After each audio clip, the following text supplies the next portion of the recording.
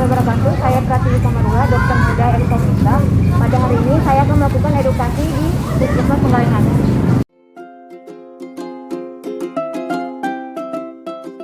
Ibu, saya Pratiwi Kamarula dari dokter muda di FK Unisba. Nah, Ibu, di sini saya izin memberi sedikit edukasi ya tentang darah tinggi. Nah, kalau gejala hipertensi itu di mana tekanan darah tinggi, suatu keadaan di mana tekanan darah tinggi sistolik lebih dari 140 atau tekanan darah diastolik lebih dari 90. Nah, Ibu, darah hipertensi berapa, Bu? Dari 150 per 160. Oh, tinggi banget ya, Bu. Nah, normalnya tekanan darah tuh 120 per 80, Bu. Nah, Ibu udah tinggi banget ya, Bu. Nah, gejalanya tuh bisa dari penglihatan kabur, bisa gelisah, bisa sakit kepala. Ibu suka kayak gitu ya, sakit kepala. kurang tidur. Kurang tidur. Nah, untuk faktor resiko dari hipertensi itu bisa dari resiko yang tidak didapat, bisa dari umur, jenis kelamin, sama riwayat keluarga. Nah, kalau dari faktor resiko yang didapat, itu bisa dari kegemukan atau obesitas, bisa dari merokok, atau juga kurang aktivitas fisik.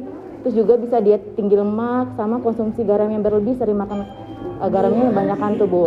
Terus juga bisa dari konsumsi alkohol berlebih, sama stres gitu ya, Bu. Nah, gimana sih untuk pola hidup sehat untuk cegah terjadinya faktor resiko penyakit jantung koroner?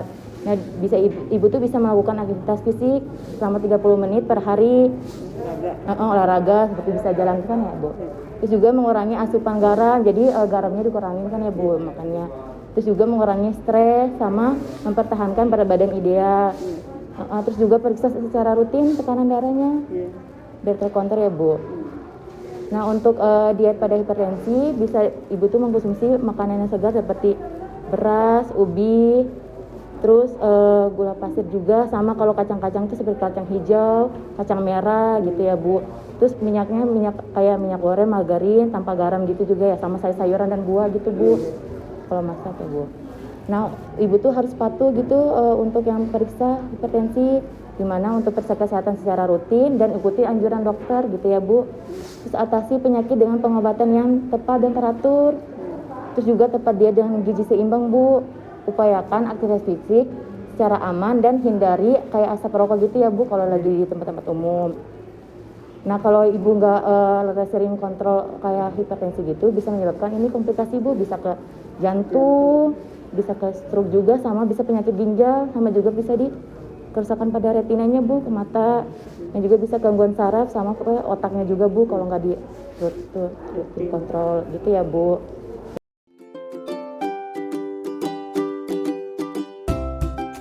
Ibu, punten izin memberikan materi sedikit. Saya Pratiwi Kamarula dari FK Unisba. Nah, tadi udah diberikan materi tentang COVID. Nah, selanjutnya diberikan tentang gimana sih cara kita lindungi diri dari bersin dan batuk. Nah, ketika kan sekarang kan lagi keadaan COVID-19. Nah, COVID-19 itu kan bisa dari ditularkan melalui eye drop. Nah, untuk cara mencegahnya kan itu bisa dari bersin dan batuk. Nah, kita itu kalau ketika terjadi bersin dan batuk, kita bisa mencegahnya mulai tisu. Jadi tisu ditelapakkan pada bagian mulut, dan juga bisa mencegah menggunakan telapak tangan di bagian dalam di gini. Nah, ketika menggunakan tisu, kita segera membuang ke tempat sampah. Nah, ketika kita juga menggunakan telapak tangan, kita segera mencuci tangan gitu. Dan juga bisa menggunakan masker pada saat batuk atau bersin gitu. Itu mungkin dari saya.